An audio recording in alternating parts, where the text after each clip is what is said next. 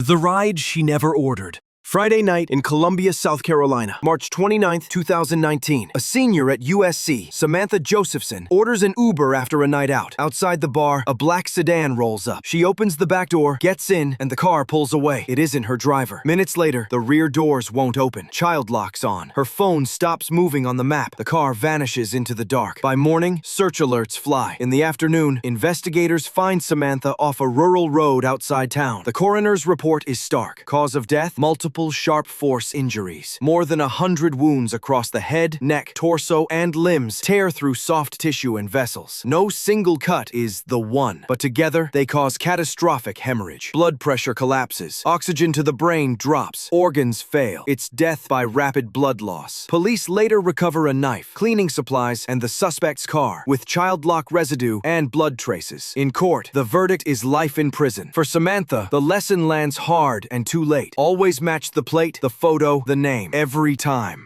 Midnight at the Cracker Barrel. Kalamazoo County, Michigan, Saturday night, February 20th, 2016. The Cracker Barrel lot sits under cold fluorescent light when a Chevy HHR glides in. The driver, an Uber part-timer, doesn't argue, doesn't shout. He raises a pistol and opens fire. In seconds, the quiet parking lot becomes a crime scene. Mary Lou Nye, 62, is with friends between two cars. Multiple rounds strike torso, neck, and upper body. The medical story is blunt. Cause of death is multiple gunshot wounds. Bullets rip through soft tissue and major vessels. Lungs are perforated. Blood pressure collapses from massive internal and external hemorrhage. Oxygen to the brain plunges. Within moments, cardiac activity fails. That's hemorrhagic shock, swift and unsurvivable at the scene. Three friends, Mary Jo Nye, Dorothy Judy Brown, and Barbara Hawthorne, also die there. A 14-year-old girl is critically wounded but lives. The shooter drives off. Police arrest him later that night. In court, he pleads guilty in 2019 and receives life in prison. Official: death by multiple gunshot wounds in a mass shooting.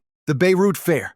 Beirut. After midnight, December 2017, a British diplomat, Rebecca Dykes, leaves a night out in Mar Mikhael and orders a ride. The streets are busy, neon on wet pavement, a city that never fully sleeps. She gets in. The car slips east toward the highway. She won't make it home. By morning, police find her off the Meton Expressway. The medical facts are spare and decisive. Cause of death, ligature strangulation. Pressure around the neck compresses the carotid arteries and jugular veins, starving the brain of oxygen-laden blood. The airway is squeezed too. Breaths grow shallow, then stop. Within seconds, she loses consciousness. In minutes, the brain shuts down. Heart rhythm destabilizes, then flatlines. There's no dramatic rescue window here. Strangulation is quiet and fast. No massive blood loss. No visible blaze. Just oxygen cut off, organs failing in sequence. An asphyxial death. Detectives track a suspect through rides and cameras. An arrest follows. A confession comes.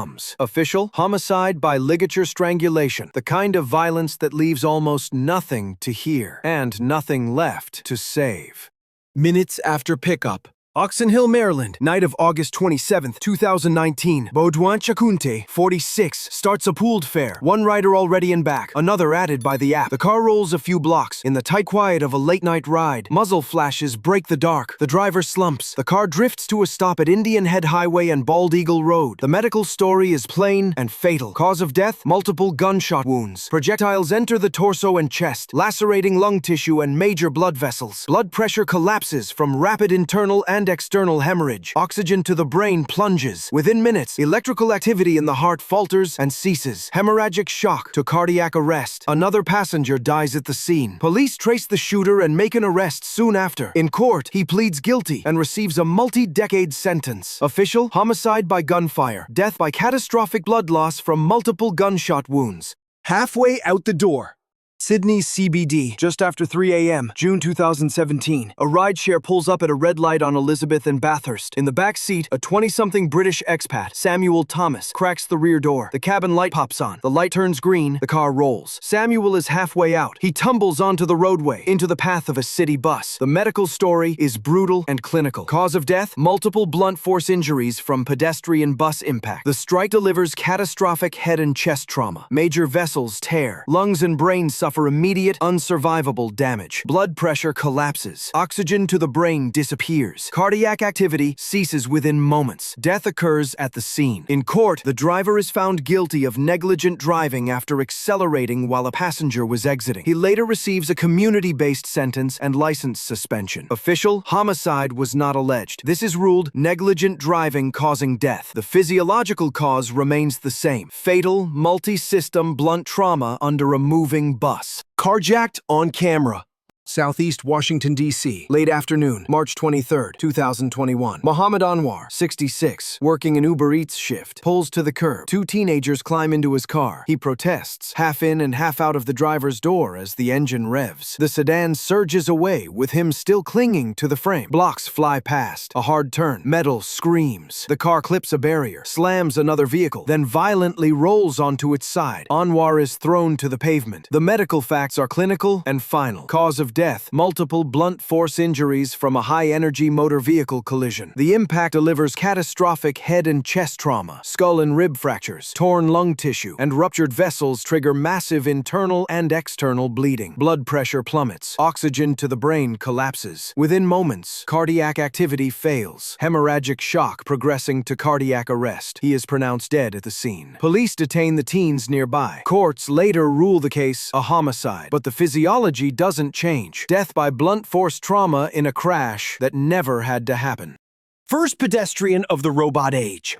Tempe, Arizona. After 10 p.m., March 18, 2018, a woman, Elaine Herzberg, walks a bicycle across a wide, dim arterial mid-block. Far down the lane, an SUV glides in with test gear on its roof. No horn, no swerve. 1 second, she's a silhouette in headlights. The next, metal meets bone. The physics are unforgiving. She's struck at road speed, thrown forward, then down. The medical verdict is clinical and final. Cause of death: multiple blunt force injuries from a high-energy motor vehicle pedestrian collision. The impact fractures ribs and pelvis, lacerates liver and lung, and tears major blood vessels. Blood pours into the chest and abdomen. Internal hemorrhage that a bystander can't see. Blood pressure collapses. Oxygen to the brain plunges. Electrical rhythm in the heart destabilizes, then stops. Paramedics work the algorithm: airway, breathing, circulation, while rushing her to the hospital. There, despite resuscitation, circulation can't be sustained. She's pronounced dead. No mystery about the physiology: massive multi-system blunt trauma leading to catastrophic internal bleeding, respiratory failure, and cardiac arrest. That's how a quiet desert road becomes the first pedestrian fatality of the self-driving era. The Lincolnwood Machete murder. Lincolnwood, Illinois. Just after 3 a.m., May 30th, 2017. An Uber pull up on a quiet block. In the back seat, a teenage rider leans forward. Steel flashes. The driver, 34-year-old Grant Nelson, wrenches the wheel to the curb, bails out, and staggers toward a condo lobby, palms slapping glass for help. Neighbors wake to the intercom buzzing, a voice trying to stay calm, words breaking. Patrol cars arrive in minutes. Paramedics work in the wash of red and blue. The medical story is stark. Cause of death: multiple sharp force injuries.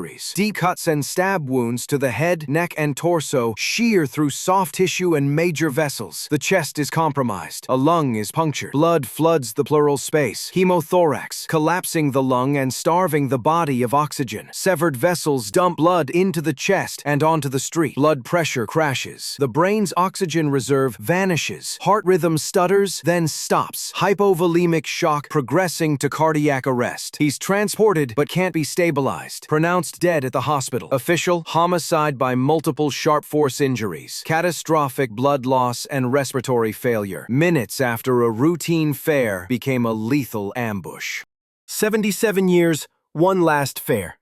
Center City, Philadelphia. Just after 2 a.m., April 16, 2025. A black Suburban idles outside a hookah bar. The driver, 77-year-old Olatunji W. Balaji, has a rider opening the door when gunfire rips across the curb. A round passes through the headrest and strikes him in the head. He fights reflex, drives a block, then crashes into a light pole. Medics can't bring him back. The medical story is blunt and final. Cause of death: gunshot wound to the head. A high-velocity projectile enters the skull and tears brain brain tissue, triggering acute intracranial hemorrhage and swelling. Neural pathways that control breathing and heartbeat fail within seconds. Consciousness fades almost immediately. Blood pressure destabilizes. Breathing stops. The heart follows. Even with rapid response, ballistic brain injury like this leaves no salvageable physiology. His passenger is also hit and taken to a hospital in critical condition, but the driver's fate is sealed at the curb. Officially, homicide by firearm. Death from catastrophic brain injury caused by a single shot to the head. Swift, unsurvivable, and over before help can meaningfully arrive.